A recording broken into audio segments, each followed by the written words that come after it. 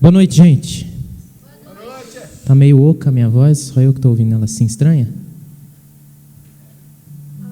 Tá, obrigado.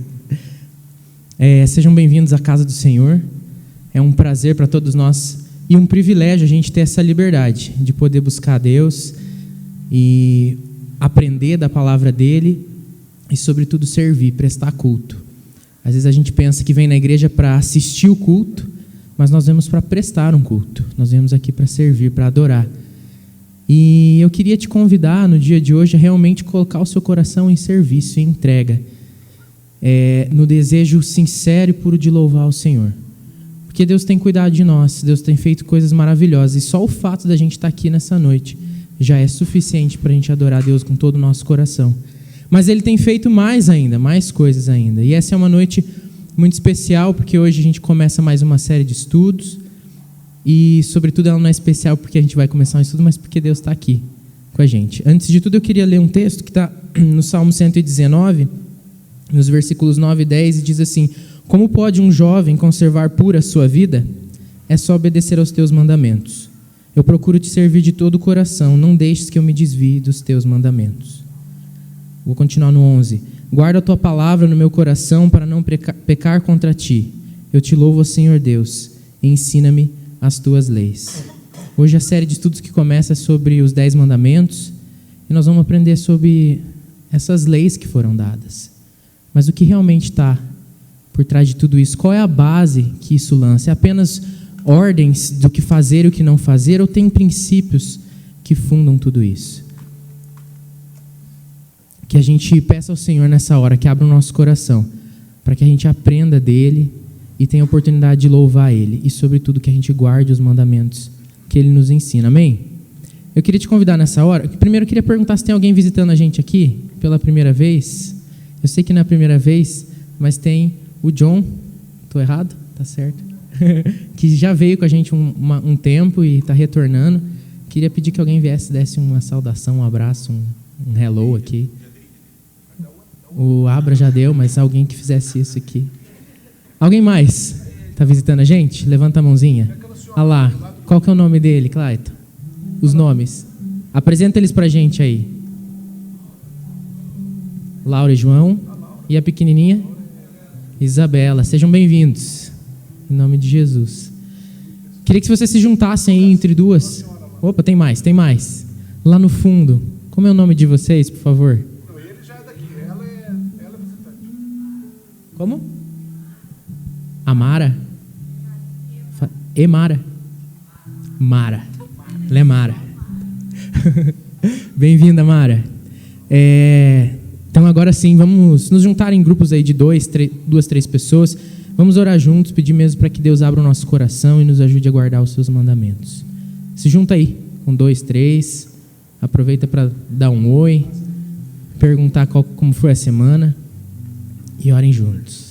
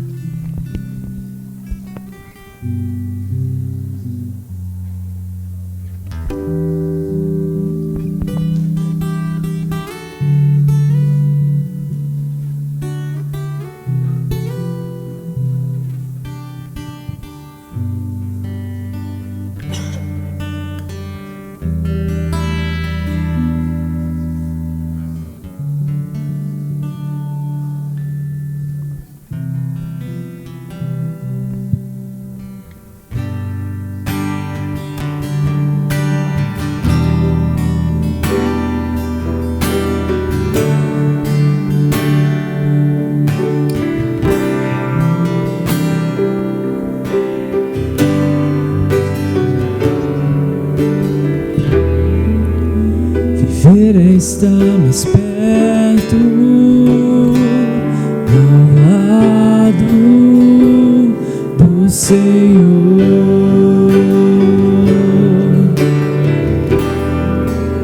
Te ter é estar completo, sentindo teu amor. Por onde for eu levarei teu nome, mesmo se o deserto me alcançar.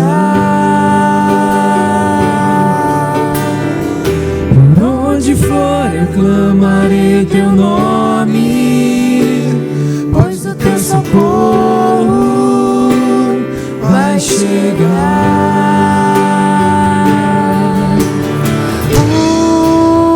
Ser eternamente teu é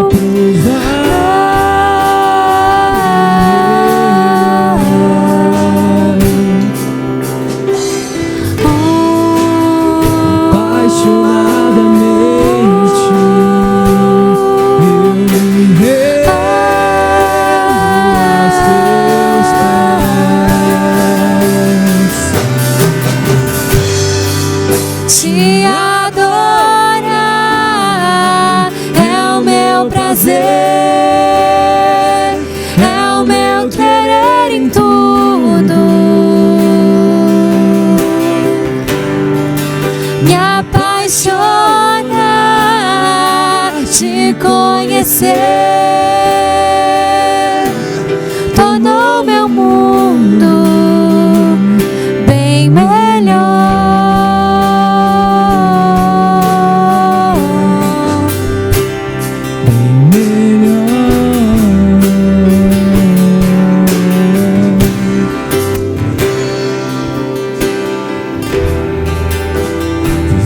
Está mais perto,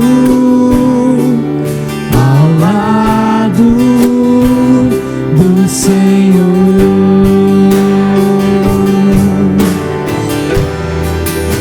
Te ter é estar completo, sentindo teu amor. Por onde for eu levarei teu nome, mesmo se o deserto me alcançar. Por onde for eu clamarei teu nome, pois o teu socorro vai chegar.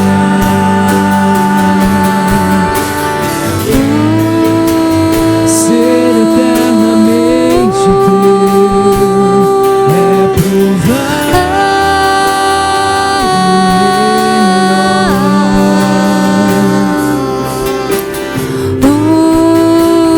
apaixonadamente eu me rendo aos teus pés. Te adorar é o meu prazer, é o meu querer em tudo. Me apaixona te conhecer, tornou meu mundo bem melhor.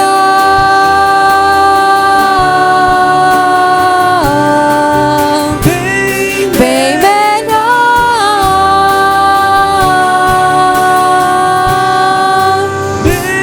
Bem melhor.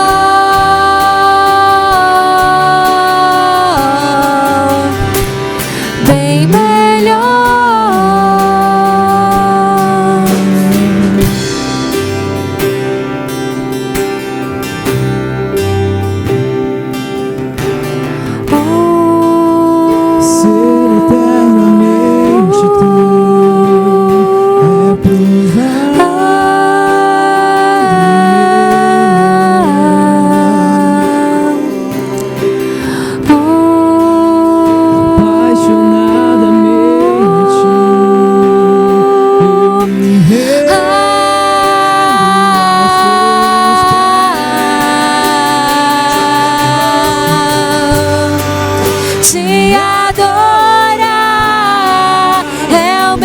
prazer, é o meu querer em tudo. Me apaixona te conhecer, tornou meu mundo bem melhor,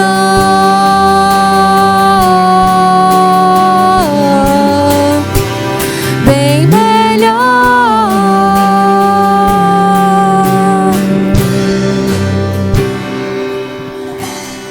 Deus, eu te agradeço, Pai, porque o Senhor nos reuniu aqui hoje, Pai. Amém, Senhor. Aleluia. Te agradeço porque o Senhor trouxe cada pessoa aqui, Deus.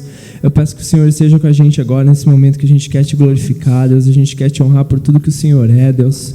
Eu peço que o Senhor nos abençoe durante esse culto, Deus. Que a gente possa estar realmente ouvindo a Tua palavra, Deus, sentindo o Teu tocar no nosso coração, Pai. Em nome de Jesus. Amém. Graças a Deus. Aleluia. Boa noite, querida igreja.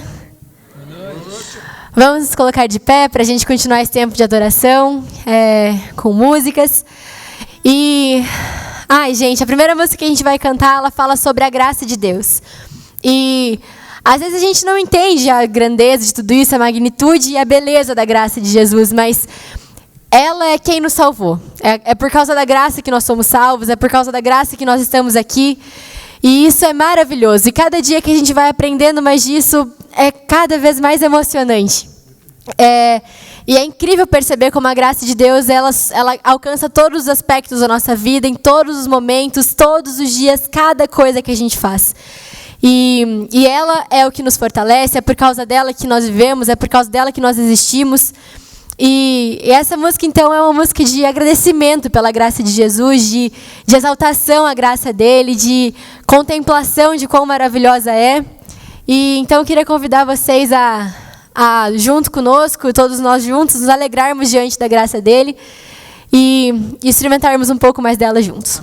Em nome de Jesus.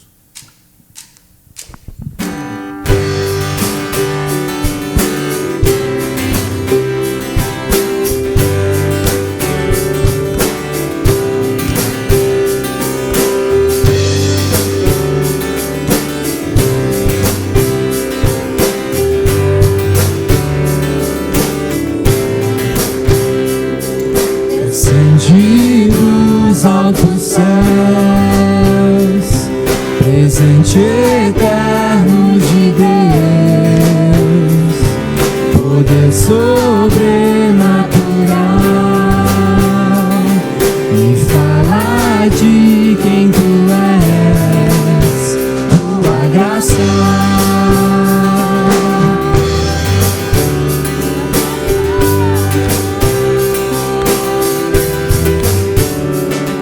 Clareia minha visão, é força pra prosseguir, alegra o meu coração, me lembra quem sou em Ti. Tua graça me basta, Tua graça me basta, é tudo o que preciso. Tua graça me basta, Tua graça me basta, fortalecido eu sou por Tua graça. Tua graça. De novo, descende. Descende dos altos céus, presente eterno de Deus, poder sobrenatural, me fala de quem Tu és, Tua graça, Tua graça.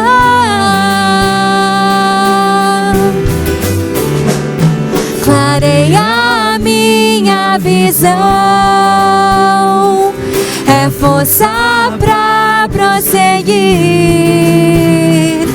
alegra o meu coração, me lembra quem sou em Ti. Tua graça me basta, tua graça me basta, é tudo o que preciso. Tua graça me basta, tua graça me basta, fortalecido eu sou por tua graça. Vamos cantar que a graça dele nos faz fortes, é por causa da graça dele que a gente é forte mesmo na nossa fraqueza. Quando eu sou fraco, é que sou forte. Quando eu sou fraco, é que sou forte. Quando eu sou fraco, é que sou forte. Quando eu sou fraco, é que sou forte. Tua graça me basta, tua graça me basta, é tudo o que preciso. Tua graça me basta, tua graça me basta, fortalecido eu sou por tua graça. Tua graça.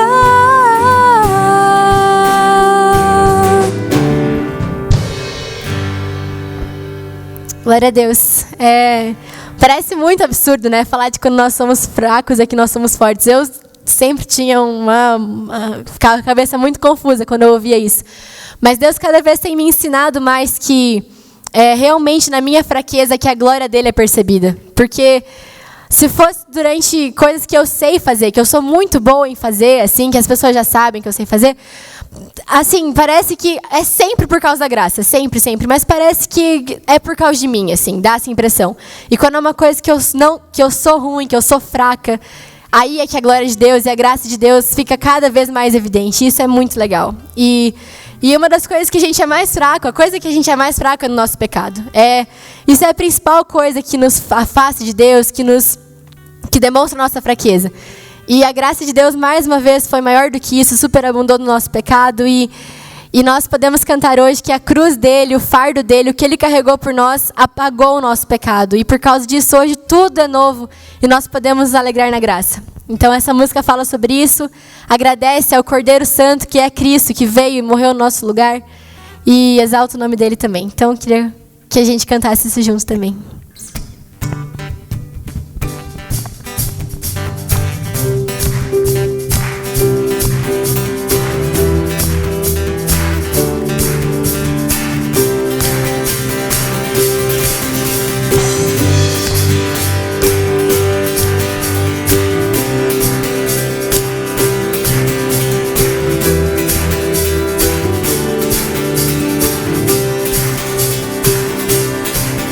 A tua cruz, o teu fardo, meu pecado apagou, e hoje tudo novo se fez. Santidade é a minha adoração. A tua cruz. A tua cruz, o teu fardo, meu pecado apagou, e hoje tudo novo se fez. Santidade é a minha adoração. Cordeiro Santo, Cordeiro de Deus, amado da minha alma. Cordeiro Santo, Cordeiro de Deus, amado Salvador. Tua cruz, o teu fardo, meu pecado apagou, e hoje tudo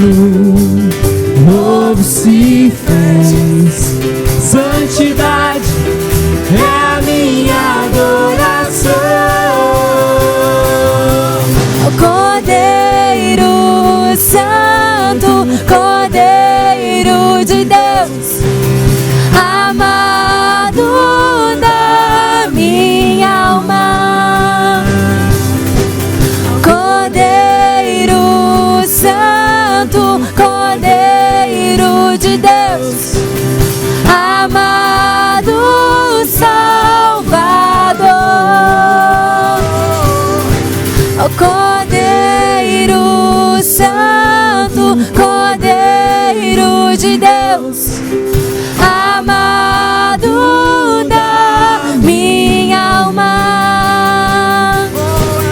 Cordeiro Santo, Cordeiro de Deus, amado Salvador.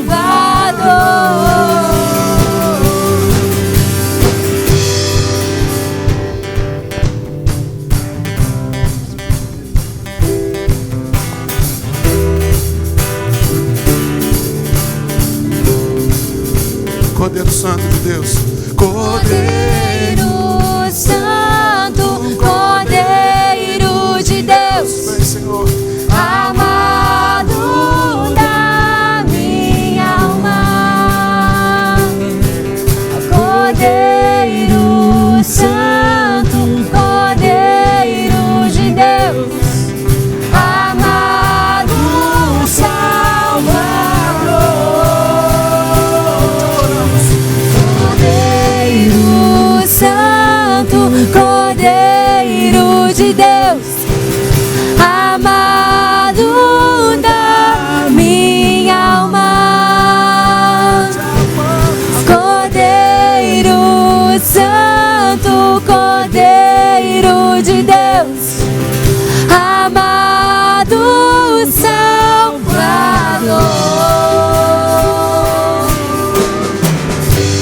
Aleluia, Jesus.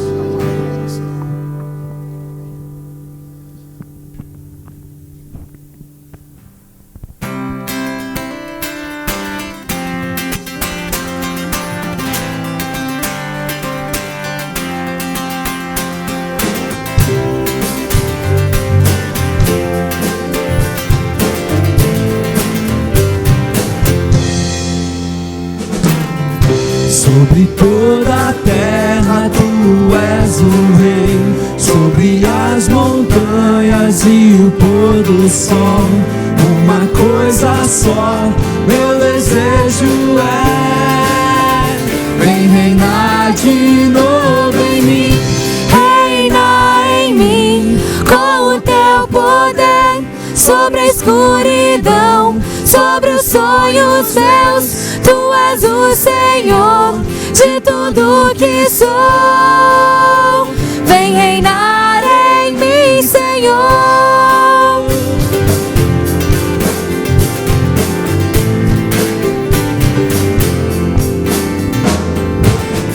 Sobre o meu pensar, tudo que eu falar, faz-me refletir a beleza que há em ti.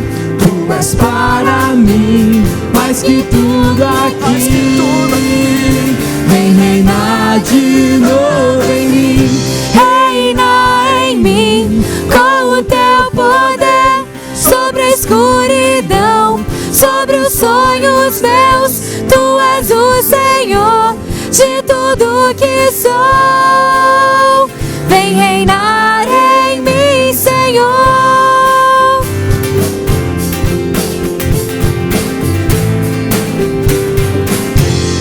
Sobre o meu pensar, cantamos. Sobre o meu pensar, tudo que eu falar, faz-me refletir A beleza que há em ti.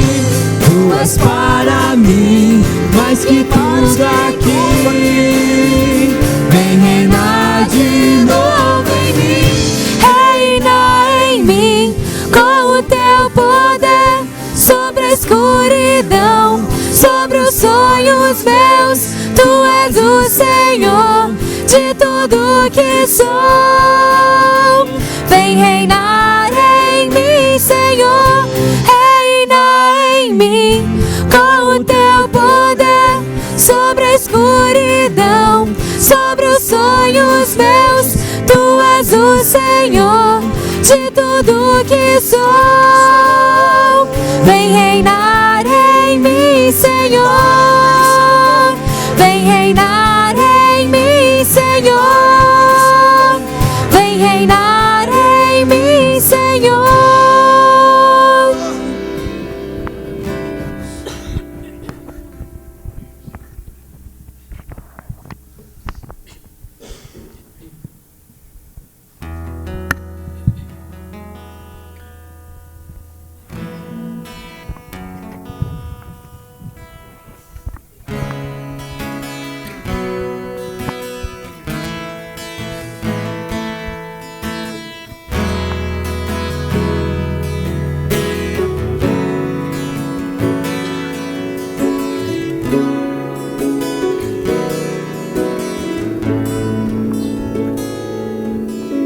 Santo, Pai, Tu és santo, mesmo que a escuridão venha me envolver. Pai, Tu és soberano, mesmo que a confusão me impeça de ver. Senhor, eu não mereço Teu amor. Quando não crendo, não sinto Teu tocar. Desejo ser um reflexo claro e puro do Teu amor.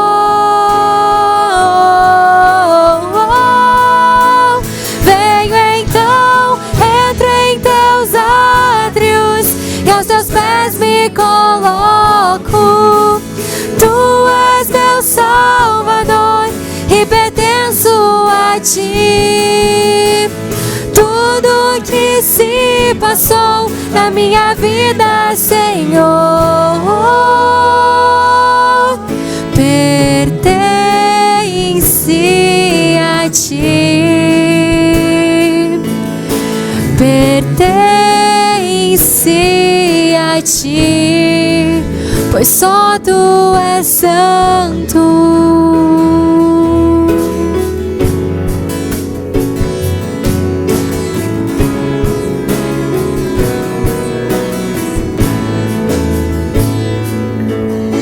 Santo, Pai, Tu és santo, mesmo que a escuridão venha me envolver.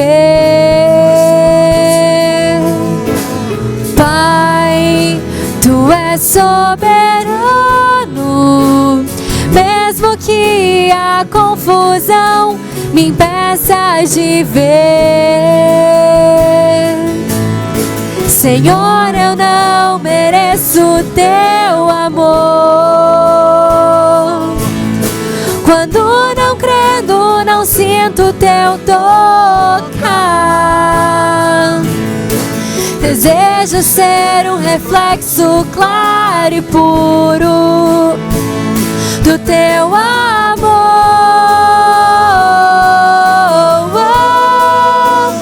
Venho então, entro em Teus átrios e aos Teus pés me coloco.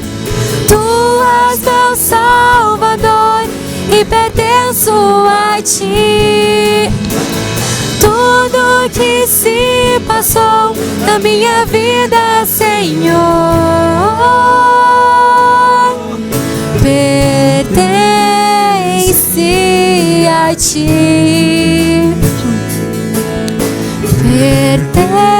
Pertence a Ti, pois só Tu és santo.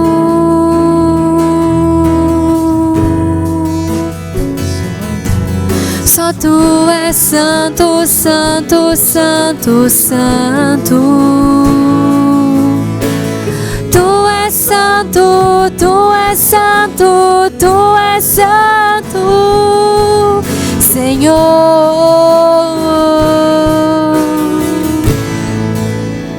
Venho então, entro em Teus átrios e aos Teus pés me coloco.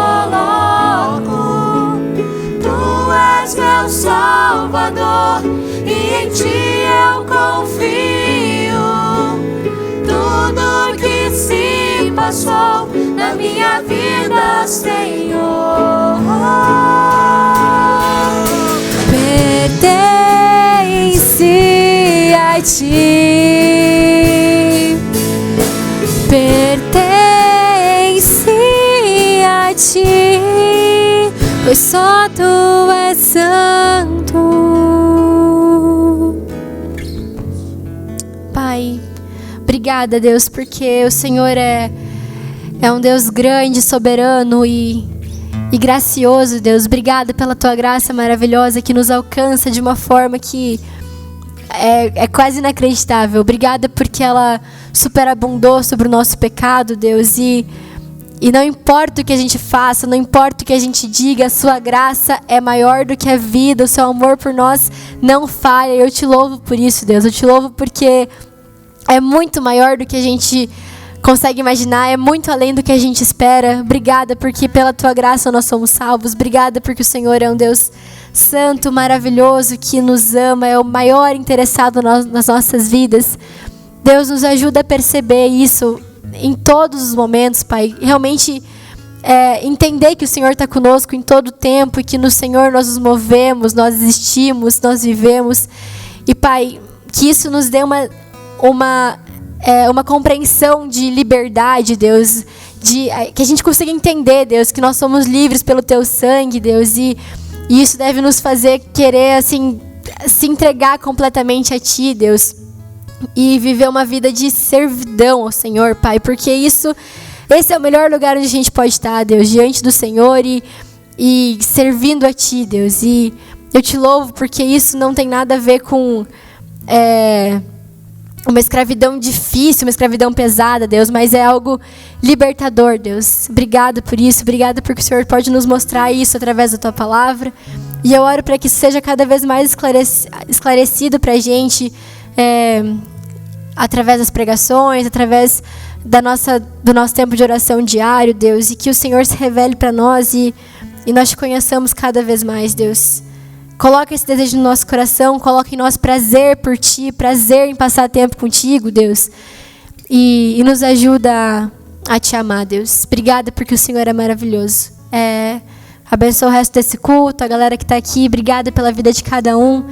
Obrigada porque o Senhor é muito sensacional e nós somos Teus filhos e o Senhor nos ama e nós podemos viver isso junto com os nossos irmãos, Deus. Em nome de Jesus. Amém. Amém. Pode sentar, queridos.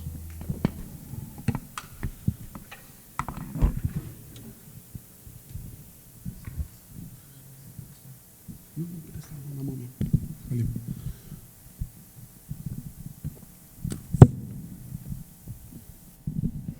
Muito bom, gente. Quero passar um aviso importante para você. Núcleo Universitários. Sábado passado a gente anunciou então que a gente teve uma troca na organização. A nova coordenadora, fica de pé aí, Gi. É a Gi. Não, fica de pé.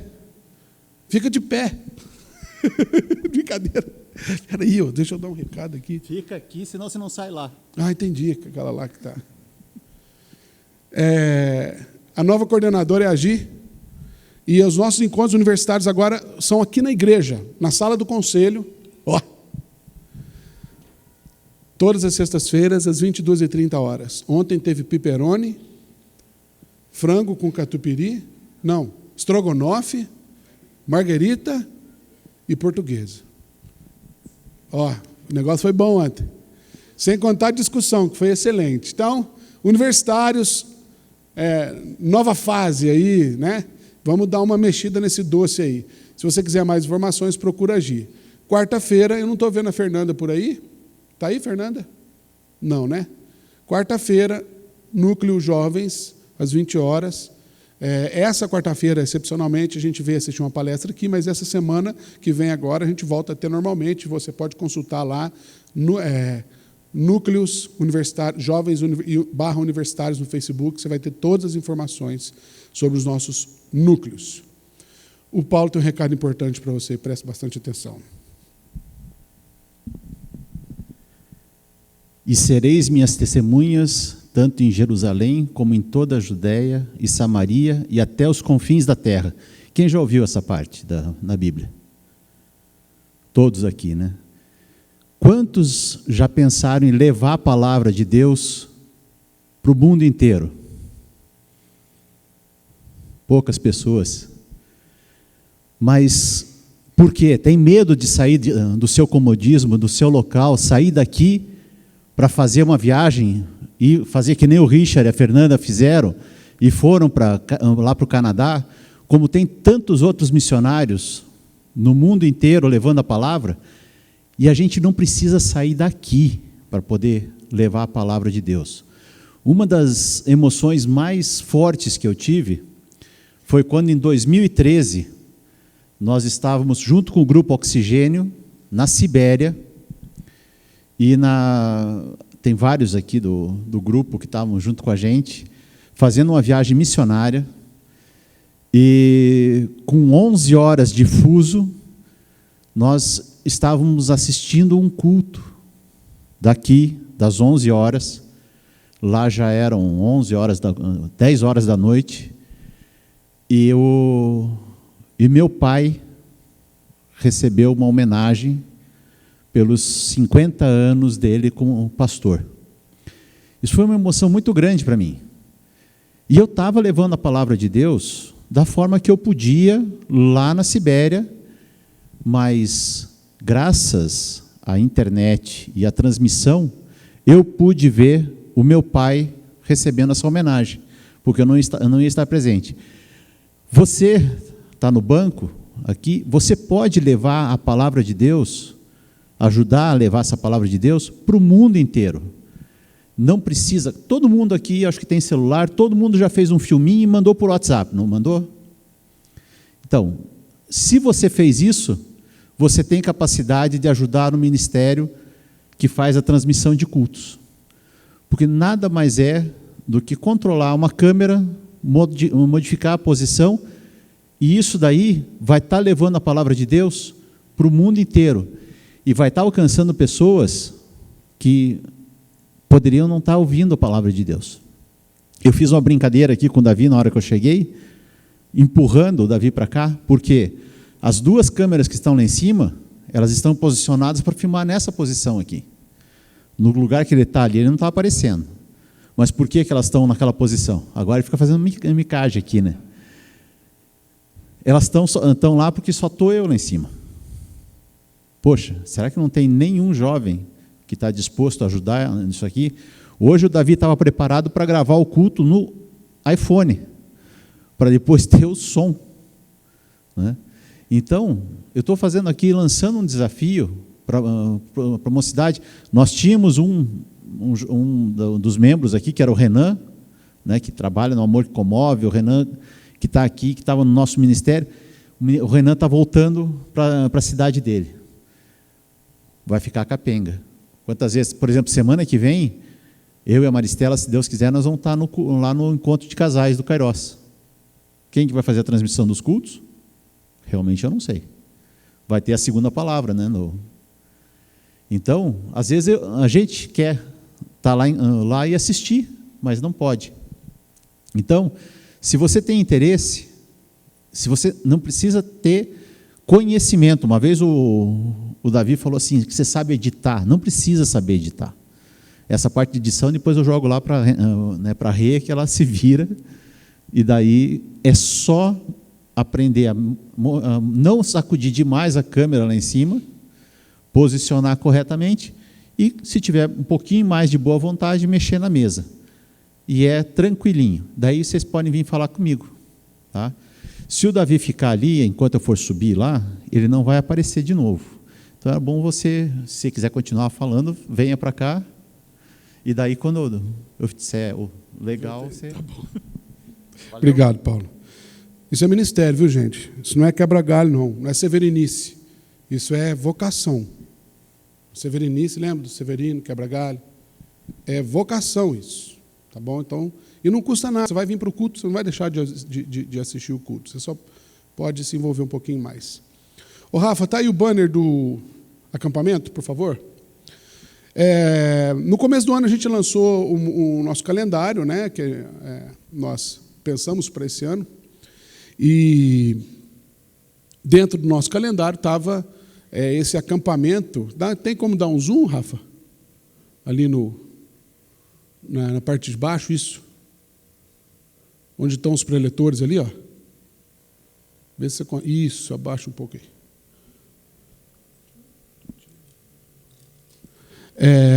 O que acontece? Feriado de setembro, começa na sexta-feira. Os preletores são Santareno. Alguém conhece o pastor Santareno? Homem de Deus. O Santareno vai falar para os jovens, e esse ano o Reacender na Chama vai ser jovens e adolescentes. E o André Viana vai falar para os adolescentes. Valor, R$150.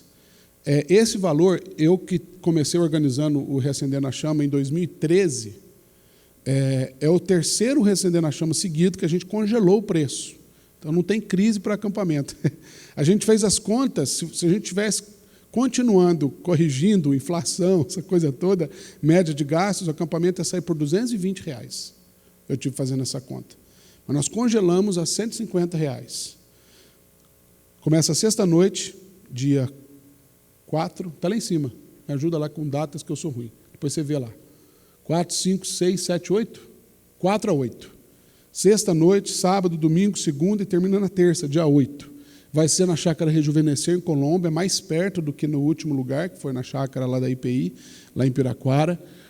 Chácara Rejuvenescer, para quem já conhece a Olaria, a igreja que eu plantei lá no Santa Cândida, é bem pertinho lá. Tá? Então, é dentro da cidade. De repente, você fala assim, eu não posso ir todos os dias, tem problema. Liga para o número que está lá embaixo, depois você olha o banner certinho. Márcio Tirone, que é quem está responsável por isso. Você pode ir, passar o dia e dormir em casa, enfim.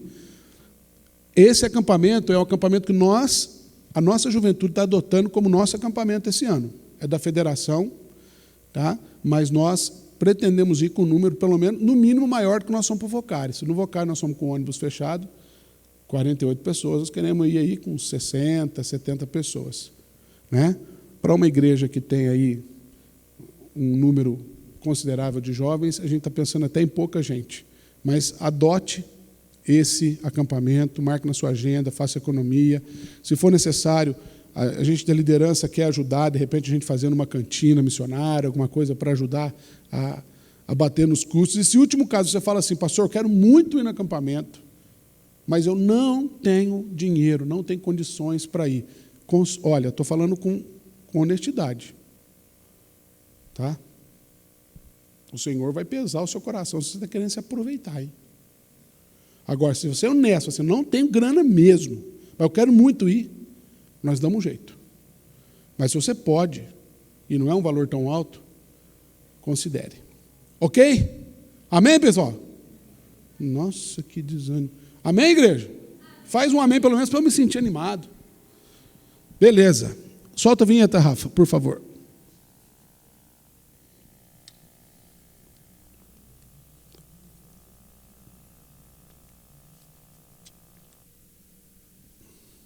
Com som. Preferência.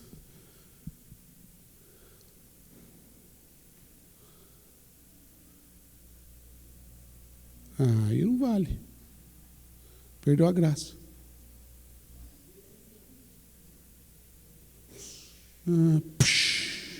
Faz aí os sonoplastas. Não acredito, sério. Mas tem a outra aí, cara. É que a musiquinha é bacana assim. Bom, enquanto eles procuram lá a versão com som, a gente está começando hoje, então, uma série. Tem a outra que eu salvou aí, eu acho que está com som. Nós estamos começando hoje uma nova série, e o tema é esse aí, os 10 mandamentos. Subtítulo, 10 mandamentos. Subtítulo, palavras de liberdade. Parece meio antagônico, mas a intenção nossa é falar sobre isso mesmo. É tentar compreender os 10 mandamentos por trás dos 10 mandamentos. E quais as implicações diretas disso na minha vida, na sua vida, na nossa vida. Como é meu costume, algumas pessoas me perguntam, então sempre na abertura da série eu trago mais ou menos alguns livros que estão sendo usados além da Bíblia, evidentemente, nessa série, e eu faço a indicação dos livros aí, Timothy Keller, Deuses Falsos. Eu não ganho nada com isso, viu? Você que está assistindo pela internet. Aliás, eu esqueci de cumprimentar você. Que Deus abençoe você, a sua família. Que bom que você está com a gente. Tim Keller, editoras Thomas Nelson, Brasil, e Timothy Keller, Deuses Falsos. Esse livro está quase que na íntegra nessa série. Segundo livro, Os 10 Mandamentos, Princípios Divinos para Melhorar Seus Relacionamentos, Lauren Wade, da editora Casa. Também está inteiro nesse. Esse livro é daquele 60 e lê na hora do almoço. Também está inteiro na série. E esse aqui, que é novo, para mim é novo, eu pesquisei um livro que falasse sobre pós-modernidade, pós-modernismo, do Stanley Grants.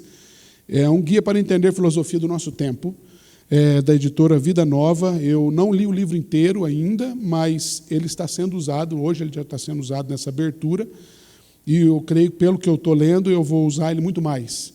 Então, se você quer uma sugestão de leitura para ler enquanto você assiste a essa série, está aqui a sugestão de leitura ligada ao que a gente está estudando aqui na série. Achou, Rafa?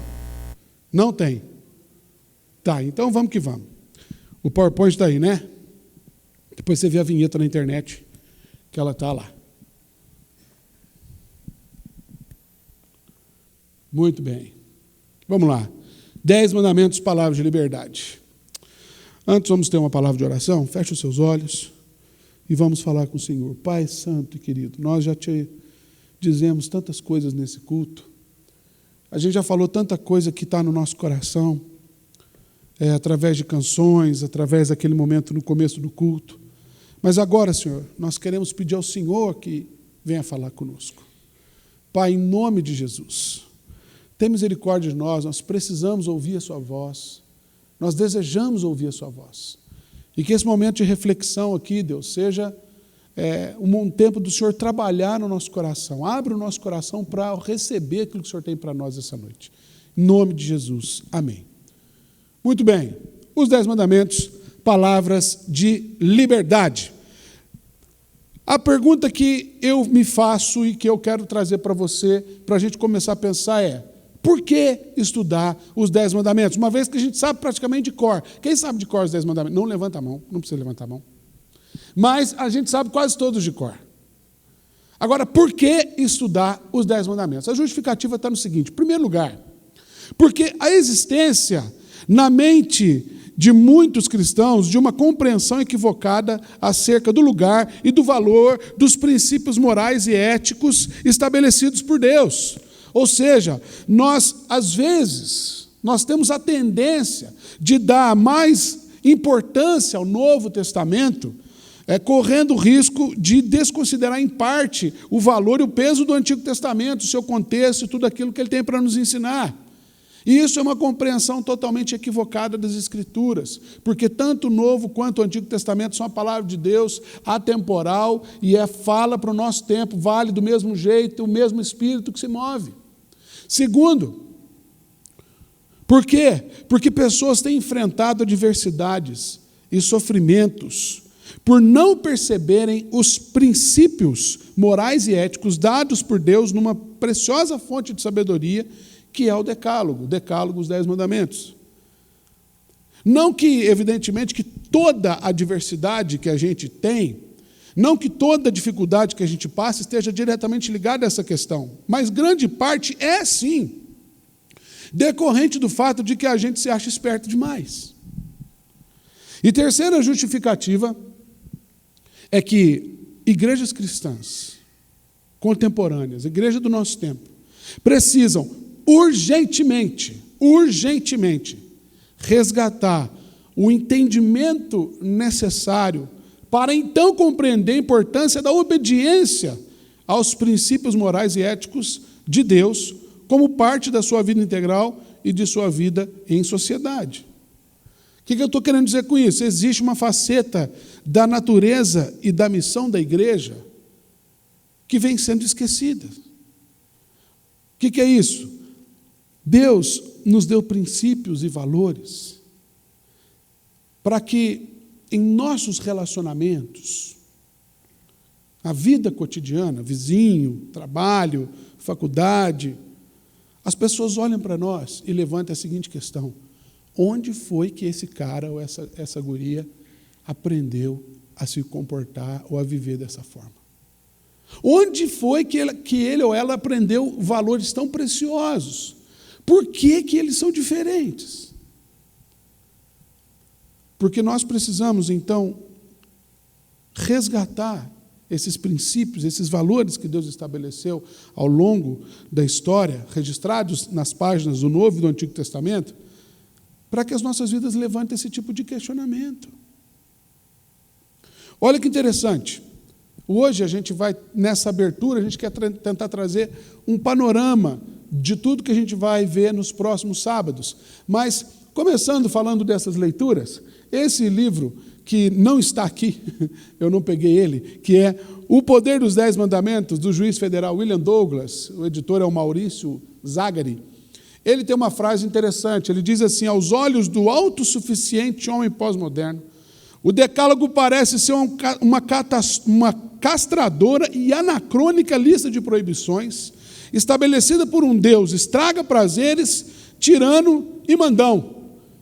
Alguém aqui já teve essa impressão de Deus além de mim? Às vezes é assim que a gente é tão autossuficiente que essa é a nossa tendência natural de olhar para o decálogo. Num dos livros que está aqui, Os 10 Mandamentos, Princípios Divinos para Melhorar Seus Relacionamentos, esse fininho que eu falei para você ler na hora do almoço, o Loran Wade diz o seguinte: os 10 mandamentos não são artefatos a serem colocados em exposição numa vitrine.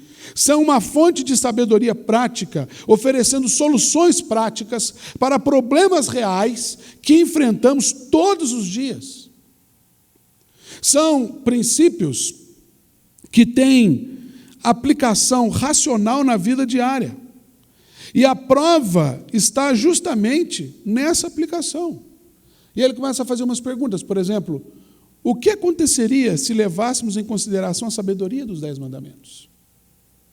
Ou, o que aconteceria se tomássemos parte, se os tornássemos parte do nosso mundo diário? O que de fato aconteceria se nós fôssemos além da superfície e examinássemos as poderosas implicações desses antigos princípios? Se a gente parar para analisar isso, a gente vai se ver diante de um problema. Ou melhor, de alguns problemas. E aí a gente precisa começar a entrar na Bíblia, para a gente entender o contexto de onde os 10 mandamentos surgem. O que eles trazem consigo? Havia um problema sistêmico com o povo hebreu que estava no Egito. Você conhece um pouco a história, aliás, se você quiser saber um pouquinho mais desse contexto, você vai lá no nosso Facebook, na nossa página, vai voltando lá, você vê que no começo do ano nós tivemos uma série baseada no Êxodo. E a gente está meio que ligado naquela série do Êxodo, né? E o problema sistêmico que estava, quando eu falo um problema sistêmico, era um problema generalizado. O povo estava no Egito, o povo de Deus estava no Egito, e aquilo começou a trazer vários questionamentos para eles. Por exemplo, o Egito representava segurança para os hebreus, uma vez que quando eles migraram para aquela terra, eles encontraram lá alimento, possibilidade de refazer a vida. Você se lembra quando foi que os hebreus foram para o Egito, naquele tempo de escassez, quando José teve o sonho? Lembra disso? José teve o sonho, vai ter um tempo de abundância, um tempo de escassez, a gente se prepara no tempo de abundância, e naquele tempo de escassez, muitas nações em volta, elas foram comprar do Egito, e dentre essas nações, aquela tribo, que então era o povo, os descendentes, os filhos de Israel, de Jacó. Eles foram para o Egito nessa circunstância. Eles recomeçaram a vida lá, porque o próprio José era quem abriu essa porta. Então, viver no Egito era algo confortável, era algo que fazia sentido para eles, mas com o tempo, a esperança de uma vida melhor foi tornando em anos de exploração e opressão social, política, religiosa, moral e racial, porque o povo começou a se reproduzir. Naquela época não tinha televisão, então o pessoal que não tinha nada para fazer à noite ia fazer filho. E aquele povo começou a crescer e virou um problema. E mais do que esse problema da superpopulação no Egito, A gente percebe ainda lá na leitura de Gênesis e comecinho de Êxodo, que havia aspectos religiosos muito fortes, impregnados na cultura egípcia, que sorrateiramente eles foram sendo agregados à cultura hebraica, dentre eles a própria idolatria. E é interessante que quando a idolatria entra na nossa vida, a gente começa, a primeira coisa que a gente faz, você quer saber se você tem ídolos na sua vida? Faz uma autoanálise em relação às promessas de Deus para a sua vida. Porque quando as promessas de Deus para a sua vida começam a ficar ofuscadas, é porque você está fazendo ídolos. Porque o objetivo da idolatria é tirar o seu foco de Deus. Idolatria é muito mais do que uma imagem de escultura. Idolatria tem muito mais a ver com a própria cultura e não com a escultura. Eu sei que uma palavra não tem nada a ver com a outra, mas é só um trocadilho. As promessas de possuir a terra prometida, outrora dadas a Abraão, de constituir o próprio povo e criar as próprias raízes, foram ficando cada vez mais distantes. É interessante que em Êxodo 12, 40 e Gálatas 3, 17, a gente nota que do tempo que Abraão foi chamado até o dia que eles entraram na terra prometida foram 430 anos, aproximadamente.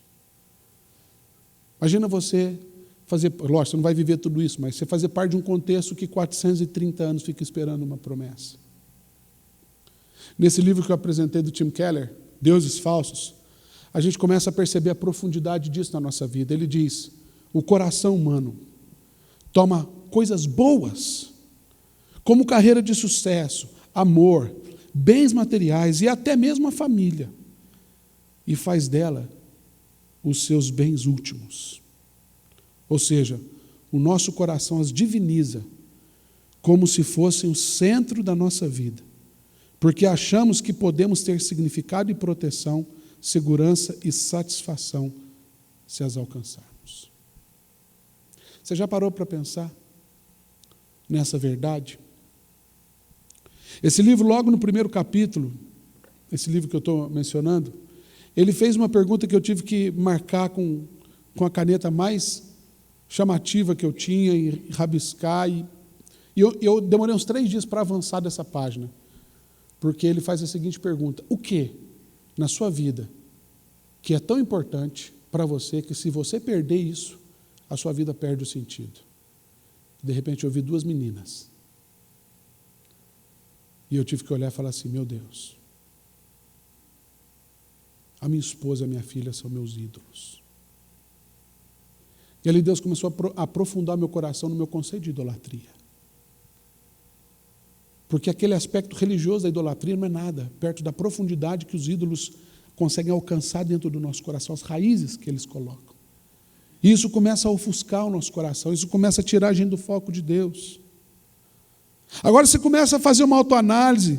Observe comigo aí alguns exemplos de como as coisas foram colocadas no status de Deus na vida dos hebreus, e assim como na vida deles, a gente faz isso. Por exemplo, quando a gente olha para a história, a gente vê que o comodismo tomou parte da vida deles.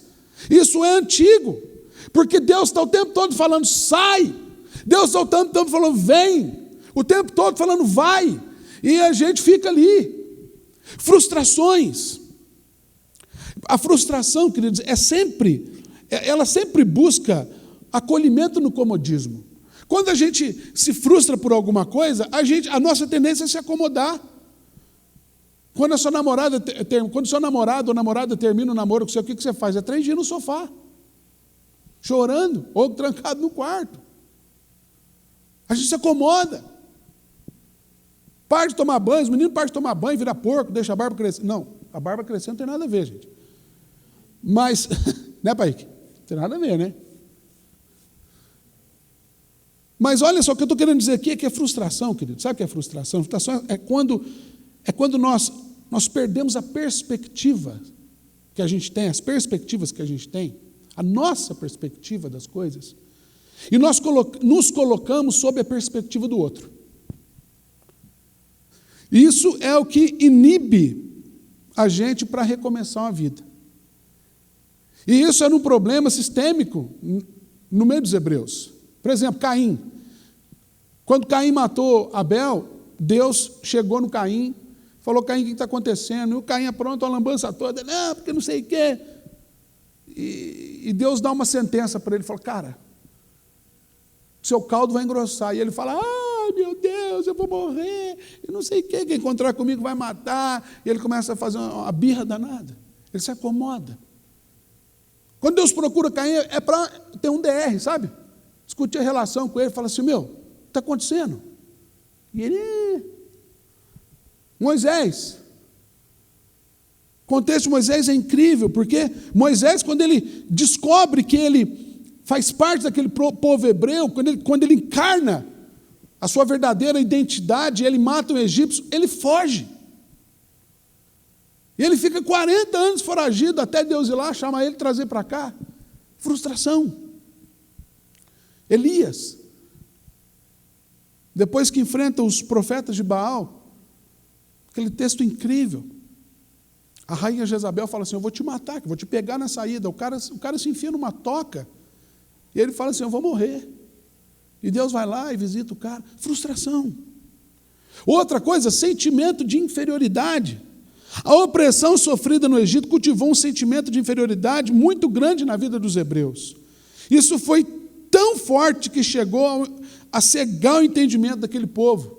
Quando eles saíram, a gente viu isso no Êxodo, quando eles saíram em direção a Canaã, o que acontece? A primeira coisa, Moisés ficou um tempo de fora, eles falaram: cadê o nosso líder? Cadê o nosso Deus? A gente não pode ficar sem líder, a gente não pode ficar sem Deus, vamos construir um Deus para a gente. Êxodo 32, juntaram todo mundo, pegaram tudo que era joia lá, construíram um Deus.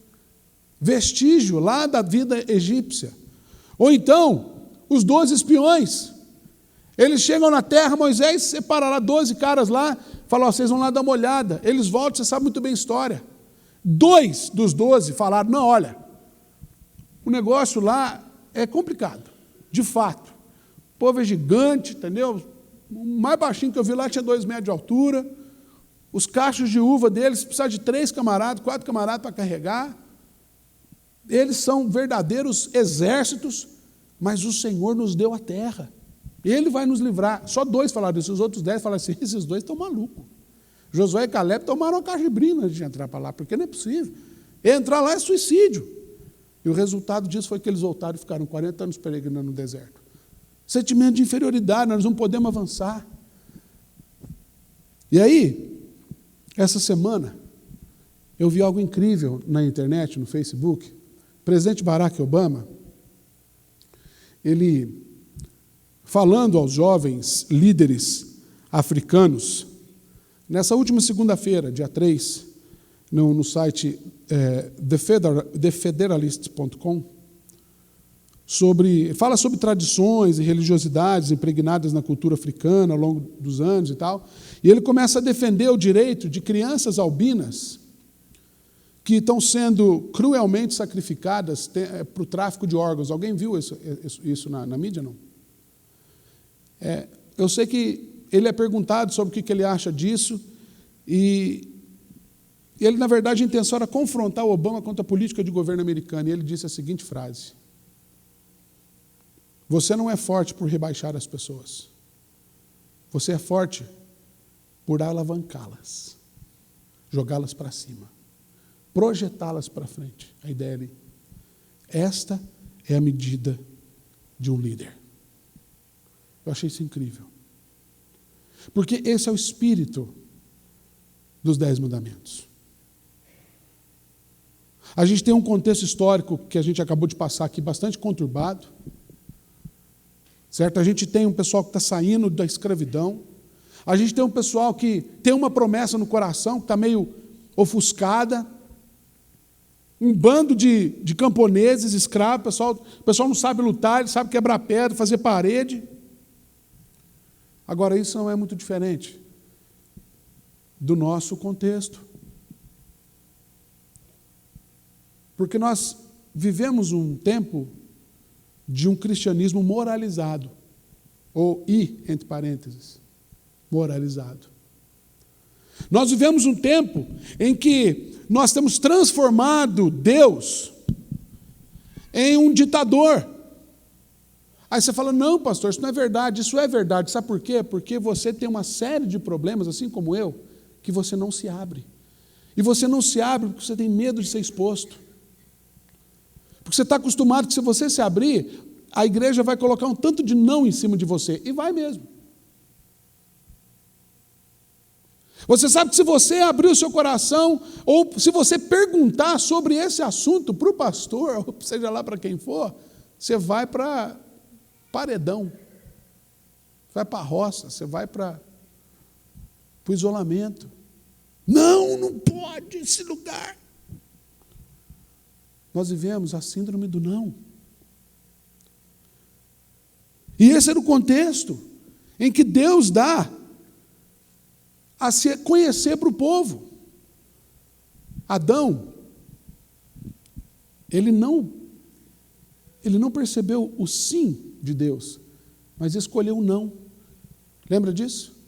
Ele tinha várias árvores. E Deus, quando coloca Adão lá no Éden, ele fala assim, você pode fazer qualquer coisa. São vários sims. Só não tome dessa árvore. É justamente aquela que foi tomar. Porque a síndrome do não nos permite falar para não receber o não, mas a gente vive em torno do não. Estão entendendo o que eu estou querendo dizer? A gente vive em torno daquilo que é proibido. Caim, que eu disse agora há pouco, não soube lidar com o não de Deus. Deus se agradou da oferta do seu irmão e não se agradou da dele. O que ele fez? Armou o beiço. Geração beiçuda, é a nossa geração. A gente não pode ouvir não. Porque ou a gente arma beiço ou a gente relativiza. Fala assim, esse é o seu ponto de vista. Imagina se eu chegar para minha filha daqui a alguns anos, ela está começando a aprender esse não já, sabe? Mas imagina eu chegando para a Isabela, quando ela tiver os seus 13, 14, 15 anos, falar assim, olha, filho, não quero que você faça isso. Ela vai falar assim, pai, essa é a sua opinião. É o que você acha. Ou seja, acabou. Não tem parâmetro. Não sabe lidar com não. Jacó teve sérios problemas ao ter que aceitar a sua condição de não, na primogenitura. Ele não aceitou o fato de ter nascido depois de seu irmão Esaú. Moisés não soube elaborar a notícia do não quando ele fugiu para o Egito. E a gente poderia citar vários outros personagens aqui, mas o nosso foco é o povo hebreu, que foi submetido a um tão grande não de Deus, um não histórico que durou 430 anos, que o subverteu à condição de escravidão. Isso tem a ver com o que a gente vive hoje. A linguagem do não. O que a gente precisa perceber é que o não de Adão era fundamental para a integridade da sua natureza biológica e espiritual. O dia que você tomar desse fruto, você vai morrer. É o que diz o texto. O não de Caim era fundamental para a natureza da sua relação com Deus, a fé. Hebreus, capítulo 11, versículo 4, diz que foi pela fé que Abel ofereceu o melhor sacrifício que o do seu irmão. Não foi porque o de Abel era mais cheiroso ou mais bonito. O não de Jacó era parte do seu tratamento emocional, que seria fundamental para a construção da ideia da vontade soberana de Deus. Mas tu, ó Israel, servo meu, tu, Jacó, a quem eu elegi, vontade soberana de Deus.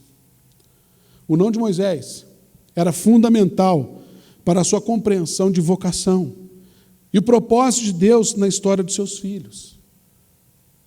O não do povo hebreu era fundamental para que a fé fosse desenvolvida e o caráter, no que diz respeito à fidelidade, integridade, santidade de Deus, fossem muito bem notadas na sua própria história. O que eu estou querendo dizer com tudo isso? Estou querendo dizer para você que o nosso ponto de partida é entender que muitas vezes o não é a forma de Deus dizer sim para você. Muitas vezes aquela construção negativa em torno do que Deus propõe para você é Deus dizendo sim para você, é Deus cuidando de você.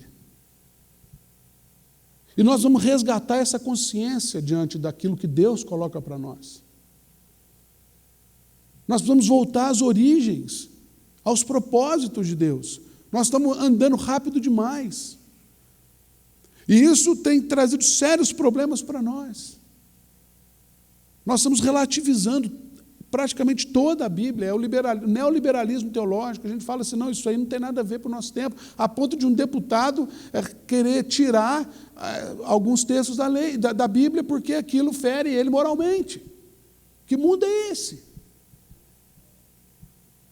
É exatamente nesse sentido que a construção negativa em torno da gramática do Decálogo, dos 10 mandamentos, é justamente, na verdade, a relação positiva do caráter, a revelação positiva do caráter de Deus, em 3 formas, que é por onde a gente vai estudar durante esses dias. Primeiro, fonte de toda sabedoria. Amarás o Senhor teu Deus sobre todas as coisas. Não terás outros deuses. Não tomarás o nome do Senhor em vão. Isso é fonte de sabedoria. Isso não é legalismo religioso. A gente vai ver isso sobre esse tema no próximo sábado. Segundo, é orientação para uma vida feliz. Santificar o dia do Senhor, honrar os teus pais, não matar, não adulterar. Isso tem a ver com a sua felicidade, com a sua qualidade de vida. Não é Deus simplesmente falando para você não faz isso não, porque é moralmente incorreto, politicamente incorreto. E no quarto encontro, a gente vai ver que a espiritualidade em torno do Decálogo é contagiante. Não furtarás, não dirás falso testemunho, não cobiçarás a casa, entre aspas, do seu próximo, que é a casa, nem a mulher, nem qualquer coisa do seu próximo. Isso é uma espiritualidade contagiante, porque isso tem a ver com testemunho. Isso é o que as pessoas olham para a gente e falam, todo mundo faz, por que ele não faz? Então, para a gente encerrar essa fase de introdução, eu quero trazer uma breve reflexão para você, no que vem um pouquinho antes de Êxodo 20, que é onde está o Decálogo. É quando Deus vai preparar Moisés para então dizer os 10 mandamentos. Ele traz esse texto, Êxodo 19, de 4 a 6. Se você quiser abrir a sua Bíblia. Eu não vou começar a pregar agora, tá? Isso aqui é só para a gente entrar no... Pelo contrário, a gente já está chegando no final. Se você preferir, o texto está aqui na frente, mas é bom você olhar na sua Bíblia. O texto diz para a gente assim: tendes visto o que fiz aos egípcios, como vos levei sobre asas de águia, e vos chamei, e vos cheguei a mim. Agora, pois, se diligentemente ouvirdes a minha voz e guardardes a minha aliança, então sereis a minha propriedade peculiar dentre todos os povos, porque toda a terra é minha. São estas. Não, vós me sereis reino de sacerdote e nação santa. São estas as palavras que falarás aos filhos de Israel. A natureza dos 10 mandamentos está no próprio caráter de Deus. Ou seja, o que Deus pretendia com os 10 mandamentos? É isso que a gente precisa buscar aqui. O que tem por trás disso? Por trás disso tudo, nesse texto que a gente leu, tem um Deus que quer estabelecer um relacionamento pessoal com o seu povo. Ele quer deixar de ser um ícone. Deus quer deixar de ser uma promessa na sua vida. Deus quer deixar de ser um ídolo para você. Deus quer deixar de ser um referencial para você. Deus quer passar a ter um relacionamento pessoal com você.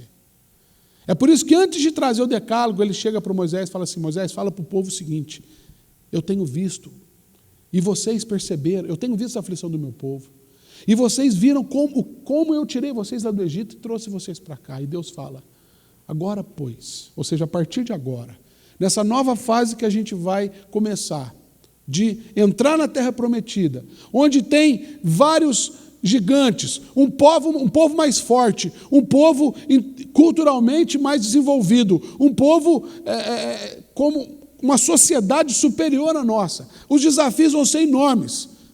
Vocês, de fato, Deus estava deixando claro, vocês, de fato, não têm chance. Os 10 espias dos 12, eles não estavam errados. Racionalmente eles não tinham chance. E é então que Deus entra e fala assim: ei, agora, se diligentemente ouvirdes a minha voz, guardardes a minha aliança, então vocês vão entrar lá. E vocês vão ser a minha propriedade peculiar dentre todos aqueles povos, porque toda aquela terra lá é minha. E mais, vocês vão ser para mim um reino de sacerdócio, uma nação santa. Os argumentos de Deus para que aquele povo entrasse na terra prometida estavam no próprio Deus. No próprio Deus. Analisa comigo esse texto. Deus está baseando esse relacionamento, a sustentabilidade desse relacionamento, primeiramente na integridade na história. Vocês viram o que eu fiz aos egípcios, e como foi que eu vos levei sobre asas de águia, e eu vos cheguei a mim.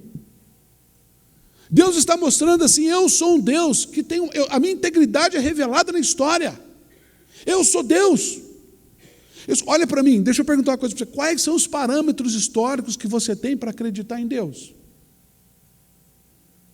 Ou melhor, quais os parâmetros históricos que você tem para não acreditar em Deus? O que Deus não fez ainda na história que impede você de acreditar nele? Porque se você não consegue responder essa pergunta, a sua resposta é contrária a isso. Deus tem todos os argumentos históricos para dizer para você que Ele é Deus. E como a gente cantou, tua graça me basta, é tudo que eu preciso.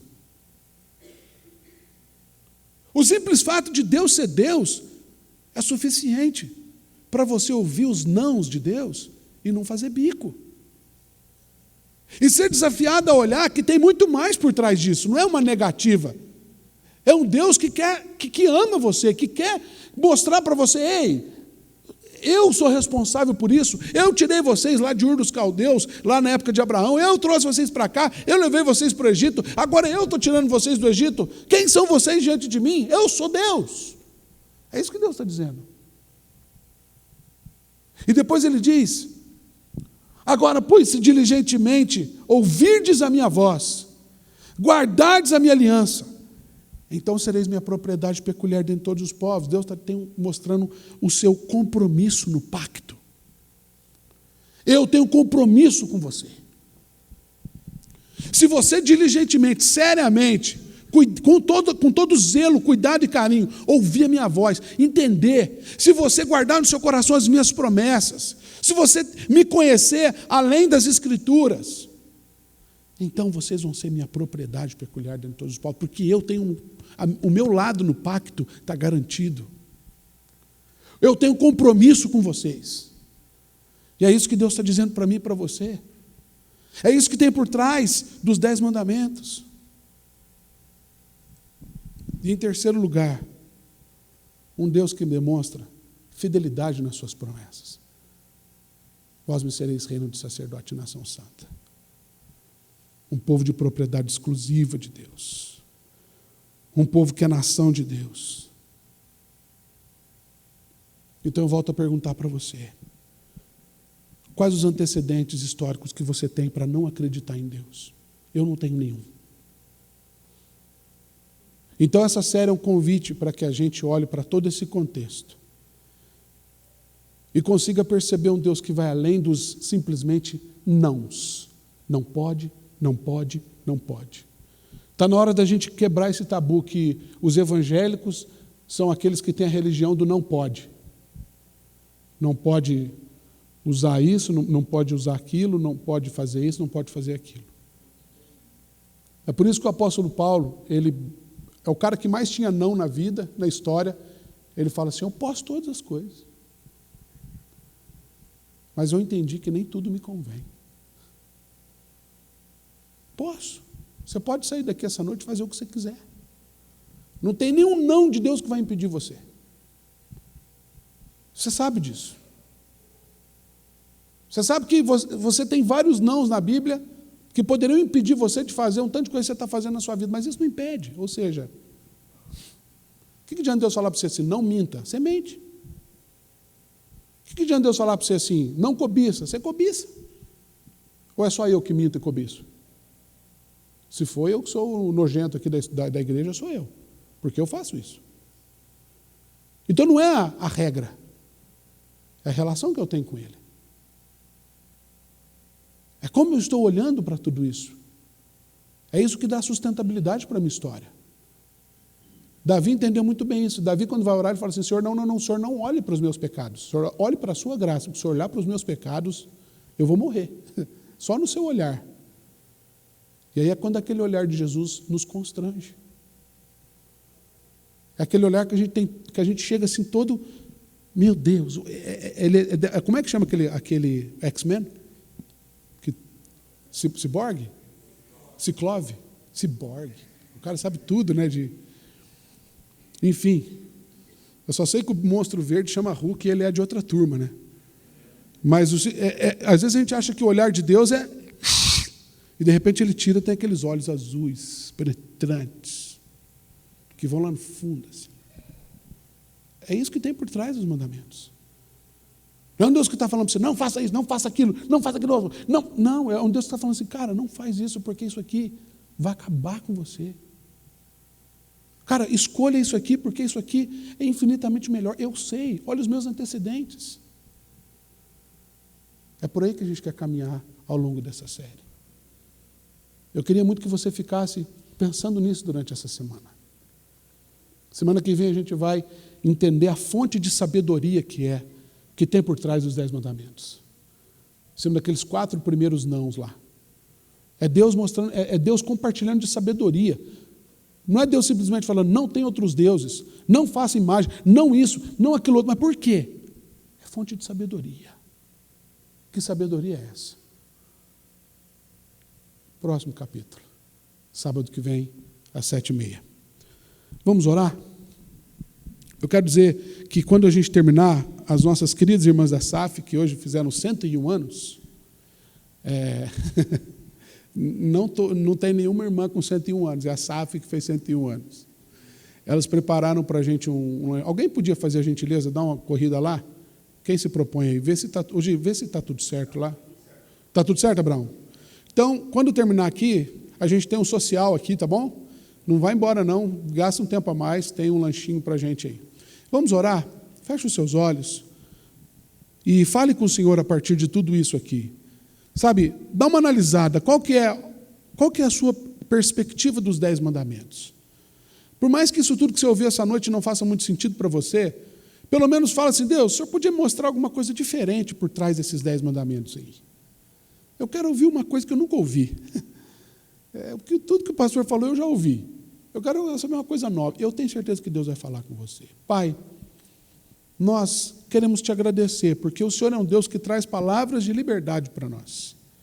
A sua palavra, ela é sempre boa, ela é sempre oportuna, ela é sempre agradável, mas ela também é sempre um desafio para nós. Ela é sempre algo que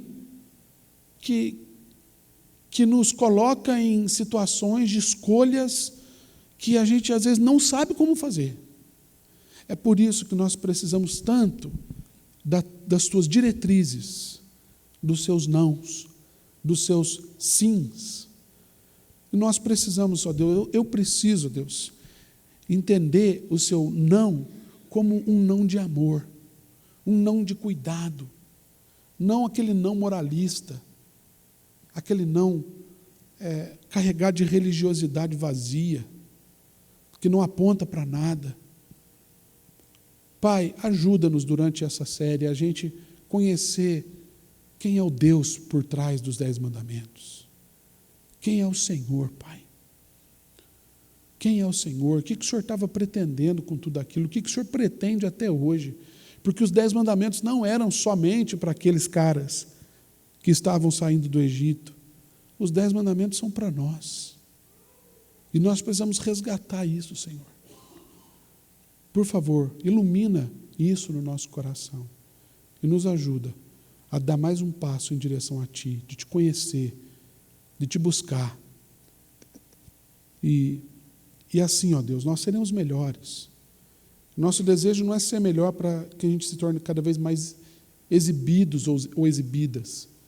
Nosso desejo é que a gente se torne melhor para a gente se tornar cada vez mais parecido com aquilo que é para a gente ser, parecido com Jesus. Simples como Jesus. Apenas como Jesus. Nos ajuda, Senhor. Em nome e para a glória de Jesus. Amém. Deus abençoe você, Deus abençoe novamente você que nos assiste pela internet, que a sua família possa ser abençoada também. Acompanhe com a gente, você que está assistindo gravado, você vai ter as outras séries mais para frente. Acompanhe com a gente. Você também é convidado nosso, em nome de Jesus. Deus abençoe. Amanhã, 9 horas da manhã, culto, 10 horas escola dominical, 11 horas nossa celebração e também às 19 horas. Vocês todos são convidados a estar com a gente. Deus abençoe, queridos. Boa noite a todos.